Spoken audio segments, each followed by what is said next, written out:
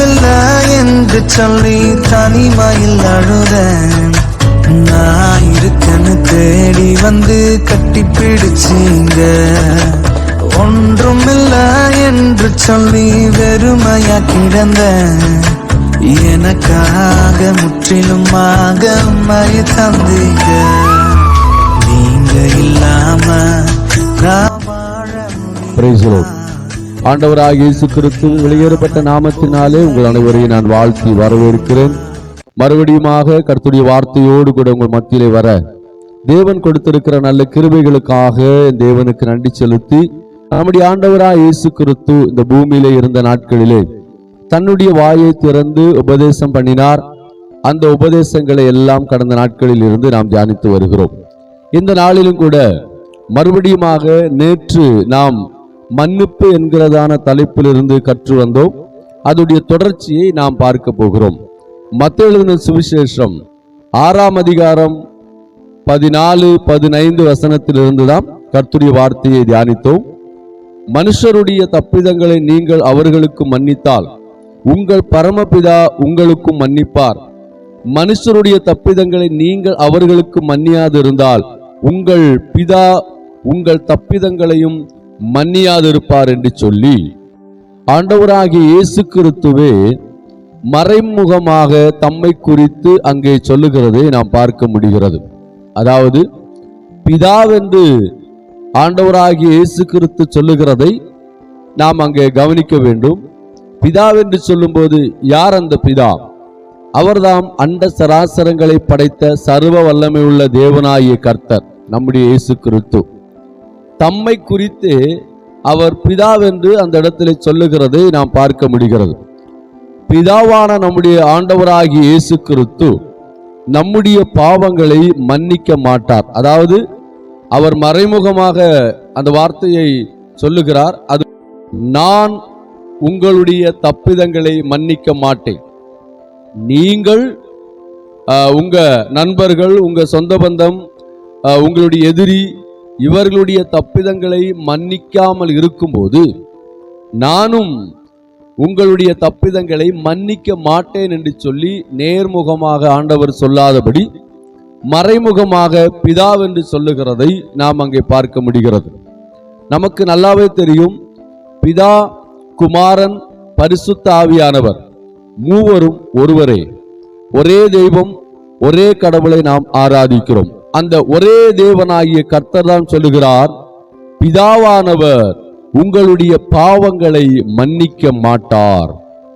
மன்னிப்பை குறித்து நிறைய வார்த்தைகள் வேதாகமத்திலே எழுதப்பட்டிருக்கிறது. மத்தேயு எழுதின சுவிசேஷம் 18ஆம் அதிகாரம் 21 முதல் இருக்கிற வசனங்களை நீங்கள் வாசித்து பார்க்கும்போது மன்னிப்பை குறித்ததான ஒரு காரியத்தை ஆண்டவர் ஓமையாக சொல்லுகிறதை நாம் அங்கே பார்க்க முடிகிறது. ஆண்டவருடைய சீசன் இயேசு கிறிஸ்துவிடத்திலே வந்து, என்னுடைய சகோதரனை நான் எத்தனை முறை மன்னிக்க வேண்டும் என்று கேட்கும்போது 7 முறையா அல்லது அதற்கு மேல் மன்னிக்க வேண்டுமா என்று அவர் அங்கே கேட்கிறார். அதற்கு பதிலாக ஆண்டவர் சொல்லுகிறார், 70 முறை மன்னிக்க வேண்டும். அந்த காரியங்களை சொன்ன பிற்பாடு அவர்கள் இன்னும் அதை குறித்து புரிந்து கொள்ளும்படியாக ஒரு அறிவு அவர்களுக்கு வர வேண்டும் என்பதற்காக ஒரு ஓமையை அங்கே சொல்லுகிறதை நாம் பார்க்க முடிகிறது. ஆண்டவராய் இயேசு கிறிஸ்து சொல்லுகிறார், பரலோக ராஜ்யம் எப்படிப்பட்டது என்று சொன்னால், ஒரு ராஜா கணக்கு பார்க்க தொடங்குகிறது போலதான் பரலோக ராஜ்யம் இருக்கிறது. அப்போது அவர் சொல்லுகிறார், ஒரு ராஜா கணக்கு பார்க்க தொடங்கினார்.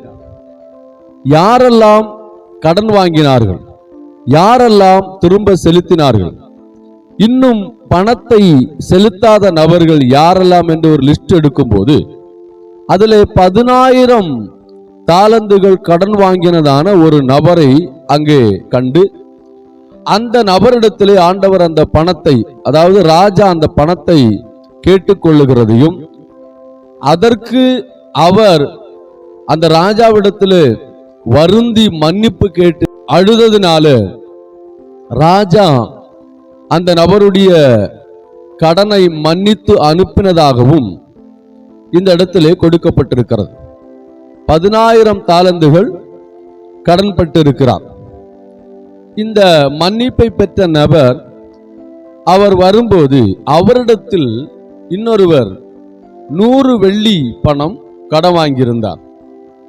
அப்போது அவர் அந்த நபரை தண்டித்து சிறைச்சாலையில் அடைக்கிறதை பார்க்க முடிகிறது.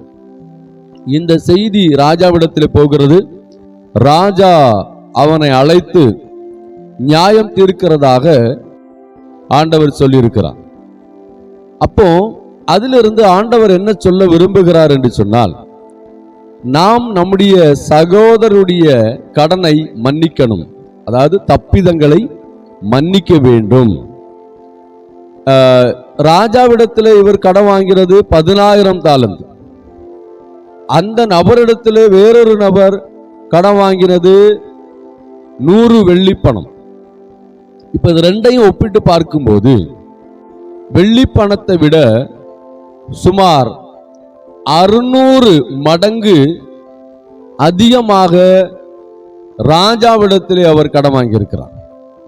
அவ்வளவு கடனையும் ராஜா மன்னித்திருக்கிறார். ஆனா கொஞ்ச பணமான இந்த வெள்ளி பணத்தை திரும்ப கேட்டதாக வேதத்திலே நாம் பார்க்கிறோம். அது நிமித்தமாக தண்டனையை அனுபவித்ததாகவும் பார்க்கிறோம். இதுடைய பொருள் என்ன? இந்த ஓமை என்ன நமக்கு கற்றுத்தருகிறது? இல்லைன்னா ஆண்டவர் என்ன நமக்கு கற்றுக் கொடுக்க விரும்புகிறார்? நாம் மன்னிக்கிறவர்களாக காணப்பட வேண்டும். நாம் மன்னிக்காவிட்டால் நமக்கு மன்னிப்பு கிடையாது. அதனால எல்லா மனிதர்களும் ஒருவரை ஒருவர் மன்னித்து, ஒருவரை ஒருவர் ஏற்றுக்கொண்டு, ஒருவருடைய தப்பிதங்களை ஒருவர் மன்னித்து மறந்து நேசித்து அன்புள்ளவர்களாக தேவனுடைய பிள்ளைகளாக வாழ வேண்டும் என்பது ஆண்டவருடைய விருப்பமாக இருக்கிறது. இந்த உபதேசத்தின் மூலமாக நாம் கற்றுக்கொள்ளுகிறது என்னவென்று சொன்னால், நாம் மன்னிக்கிறவர்களாக காணப்பட வேண்டும். அதுதான் ஆண்டவருடைய விருப்பம். இந்த உபதேசத்தின் நிமித்தம் கர்த்தர் உங்களை ஆசீர்வதிப்பாராக. மாரநாதா, சீக்கிரம் வாரும் ஆண்டவரே. God bless you. உடைக்கப்பட்ட நேரத்தில் எல்லாம் என்னை உருவாக்கின கிருபை இது. ஒன்றுமில்லா நேரத்தில் எல்லாம் எனக்கு உதவி செய்த கிருபை இது. கிருபையே, கிருபையே, மாறாத நல்ல கிருபையே.